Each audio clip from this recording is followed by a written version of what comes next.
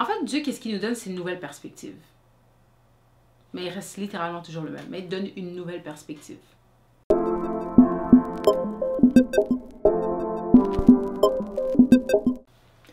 Ok, je vais aller. Bon, je suis de retour. Donc, épisode 11, Ecclésiaste, chapitre 11. Donc, celui-là va être vraiment court et j'espère que Dieu va m'inspirer avec d'autres versets pour comme mettre l'emphase sur certains versets. Donc, je vais aller directement, je vais commencer à lire, puis ce qui parle, ce sera dit. Ok, donc, jette ton pain sur la face des eaux, car avec le temps, tu le retrouveras. Et ça vient un peu aussi, juste cette première partie, ça parle du fait comment Dieu a design le monde en cycle. Ok? Ça ne veut pas dire que c'est nécessairement un rond, là, mais ce que tu sèmes, tu le récoltes, dans le fond. Donne-en une part à 7 et même à 8, car tu ne sais pas quel malheur peut arriver sur la terre. Puis ça me fait penser un petit peu... on dirait que c'est comme un conseil de comment investir ou comment distribuer, dans le fond. Fait que... Exemple, si j'ai I guess, 8 $, ou on va dire, ok, on va dire 8 $, ben je mettrais 1 $, exemple, dans tel investissement, un autre dans tel investissement, un autre dans tel investissement. Mais quand on parle d'investissement, je ne suis pas en train de parler de la bourse, là, haha, mais plutôt, exemple, c'est quoi investir? Ok, ça serait une bonne question à se poser. Mais moi, si je comprends, si, exemple, j'y vais avec ce que je comprends, dans la parole, investir, c'est... ou plutôt partager son pain, c'est vraiment... Ben, investir égale peut-être partager son pain. Peut-être c'est comme ça je le vois, parce que de toute façon, Dieu dit, si tu t'occupes de mes affaires, il va prendre soin de nous, là. J'ai oublié où est-ce que le passage est exactement, mais enfin. Donc ça me fait penser. Puis aussi, ton bien sera toujours retourné. Dieu voit tes œuvres. Mais bien sûr, pas s'attendre à ce que ce qu'on récolte vienne de l'homme. Ok? C'est pas l'homme qui va faire la récolte, qui va te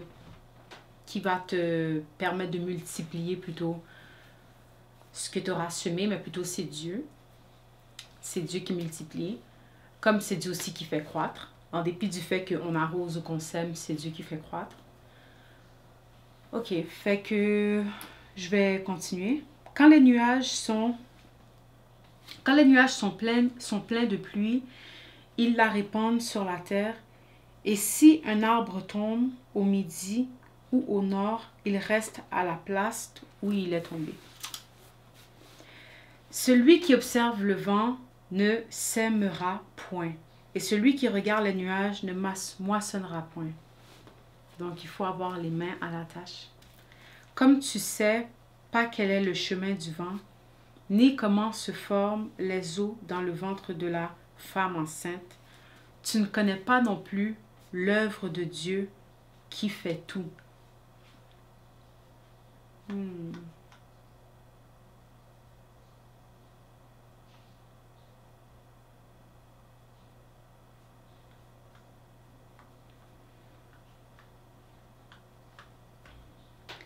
Ok, je vais continuer. Dès le matin, sème ta semence et le soir ne laisse pas reposer ta main, car tu ne sais point ce qui réussira, ceci ou cela, ou si l'un et l'autre sont également bons. Ça, ce verset-là m'a vraiment encouragée hier soir, là, parce que je vais donner un petit témoignage. J'ai comme cette tendance, à exemple, quand j'entreprends un projet, de vraiment juste focus sur le projet, puis juste. Mais Dieu essaie de corriger ça, où est-ce que il me fait comprendre qu'il faut une balance, ok? C'est pas être à l'extrême gauche, l'extrême droite, c'est comme Dieu veut qu'on ait une balance. Parce que vraiment, si je réfléchis, j'étais comme, ok, tel projet va me prendre exemple. Parce que des fois, tu commences un projet quelconque, puis tu réalises sur le chemin que, oh my God, ce projet-là va prendre bien plus de temps que je le pensais. Puis là, c'est comme, ok, mais si ce projet-là va te demander, exemple, un 50 de travail, est-ce que tu vas faire 50 de travail sans rien faire d'autre ou tu vas prendre conscience que tu dois répartir ton temps, alors peut-être planifier plus que 5 ans et puis pour te permettre de faire autre chose. Donc, c'est un peu dans ça, c'est comme l'investissement de ton temps dans le fond. Puis Dieu aussi, comme je pense qu'il met l'emphase sur le fait que il faut pas se relâcher dans notre travail. Puis aussi que dès le matin de semer. Mais c'est ça que je me demande, mais qu'est-ce que Dieu veut dire? Dès le matin, sème ta semence. Et le soir, ne laisse pas reposer ta main, car tu... Ouais. C'est ça que je me suis demandé, qu'est-ce que Dieu veut dire par dès le matin, sème ta semence? Maintenant, semence, parce que c'est Dieu qui nous donne cette semence, bien sûr. Qu'est-ce que Dieu veut dire? Est-ce que c'est de l'amour? Est-ce que c'est une parole? Est-ce que c'est une prière? Est-ce que c'est un bien? Comme... C'est sûr c'est un bien, mais comme ça prend quelle forme? Ok. Je continue. Donc, verset 7. La lumière est douce et il est agréable aux yeux de voir le soleil. Ça, c'est vrai. Parce que ça, je peux dire, moi et ma mère, on s'en parle souvent. Ma mère me dit souvent ça. Puis c'est aussi, oups, quelque chose que ma grand-mère disait aussi. Comme le soleil les donne envie de vivre. Puis ça, c'est vrai. Quand il y a du soleil, là, comme là, en ce moment, il n'y a pas de soleil du tout, mais quand il y a du soleil, ça donne envie de vivre. Ok, je continue. Si donc un homme vit beaucoup d'années, qu'il se réjouisse pendant toutes ces années et qu'il pense aux jours des ténèbres qui seront nombreux. Tout ce qui arrivera est vanité. Ah.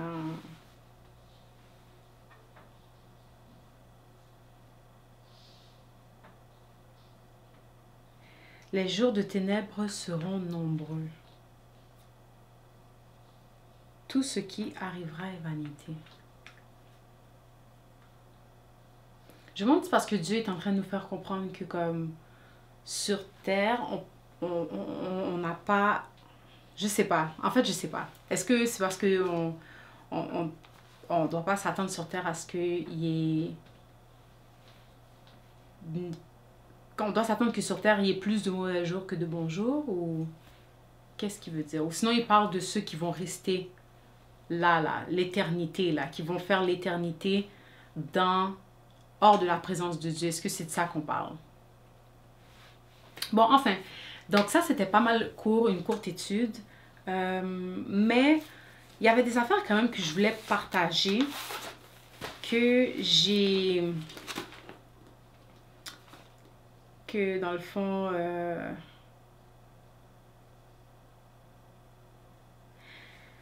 Enfin, il y a un verset que je voulais partager, ok? Puis...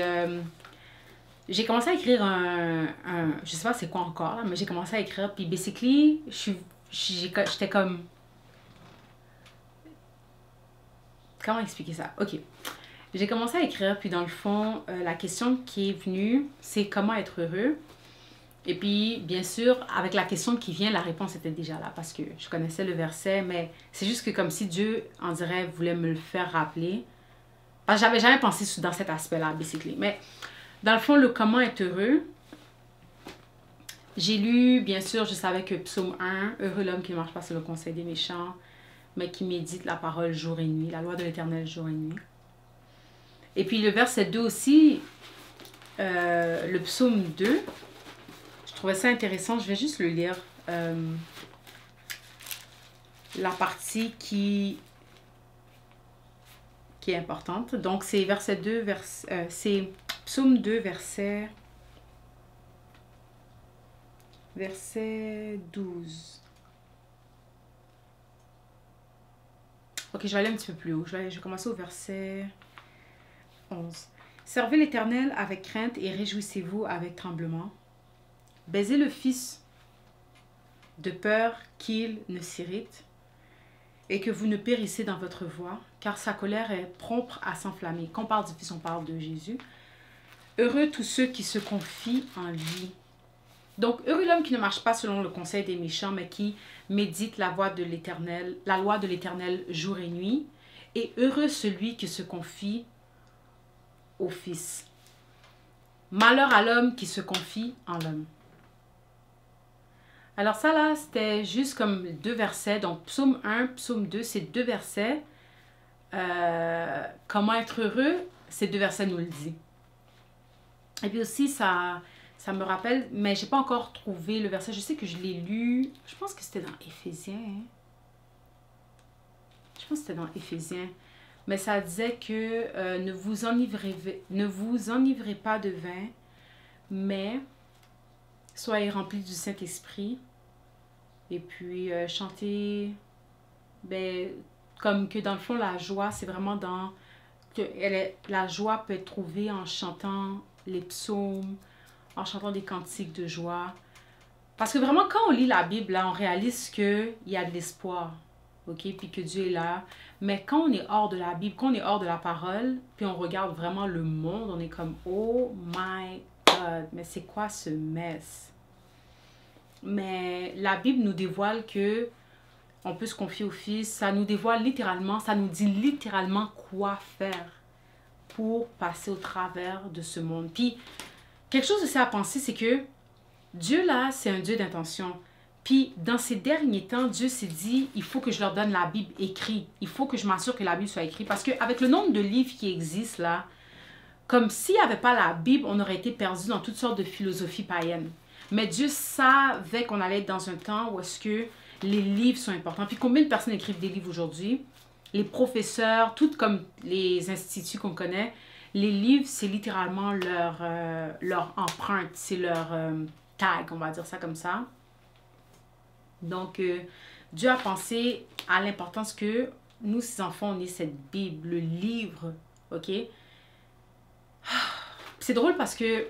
Ah non, je ne vais pas rentrer là-dedans, mais... Ouais. Enfin. Alors, je vais finir ça là. Alors, que Dieu vous bénisse. Puis, j'espère que ça vous a édifié. Je vous encourage à vraiment lire votre Bible comme... Écoute, lire sa Bible, là, t'as pas besoin d'être pour comprendre la Bible, littéralement. Comme, je la lis, puis... Si tu lis un verset, t'en lis un autre, là, tu vas réaliser que comme, oh my God, c'est vraiment cohérent. Puis littéralement, si tu comprends pas un verset, plus loin en lisant un autre verset, tu vas finir par comprendre le verset que tu comprenais pas. Parce que Dieu se répète, ok? Mais il se répète, il est tellement profond que... Je sais pas... En tout cas, bref. Mais j'ai entendu quelqu'un dire un jour, j'ai connu aucun homme assez intelligent pour écrire la Bible. Facts. Parce que...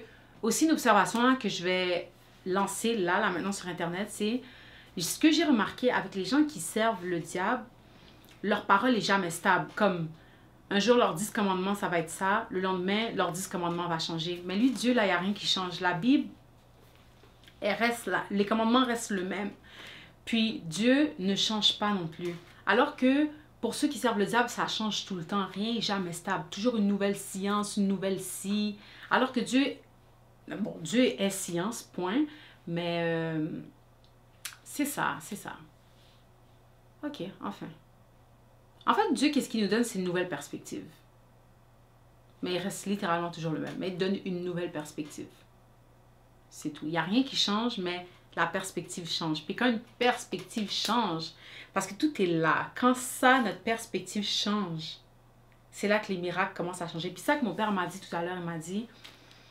Jessica, hein, Dieu là, ce qu'il veut, c'est qu'on lit notre Bible. Parce que tout commence avec l'esprit. Quand ton esprit est changé, le corps va suivre. Fait que c'est vraiment ça. Tu changes ton esprit, le corps suit. C'est pour ça aussi que Dieu nous demande de la méditer. Parce que ça va nous changer. Moi, j'y crois. Comme je vois des choses en moi que je suis comme Dieu, j'ai besoin de m'en débarrasser. Puis je vois que... vraiment, je vois aussi des choses qui ont changé chez moi, mais je peux voir que c'est parce que j'ai lu. J'ai lu la Bible. Fait que c'est comme si tous ces mensonges que j'avais, là, il n'y a aucun mensonge qui tient là. Tu sais, exemple, tu entends une affaire qui se dit, que ce soit un pasteur qui te le dit ou que ce soit genre quelqu'un dans la rue, quand tu checkes dans ta Bible, tu as la clarté. Alors, c'est ça que j'encourage.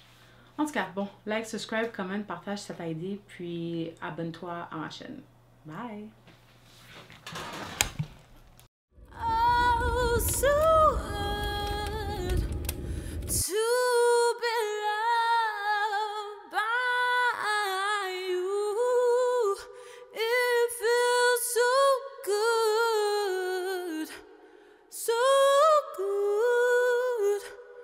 to be loved by you.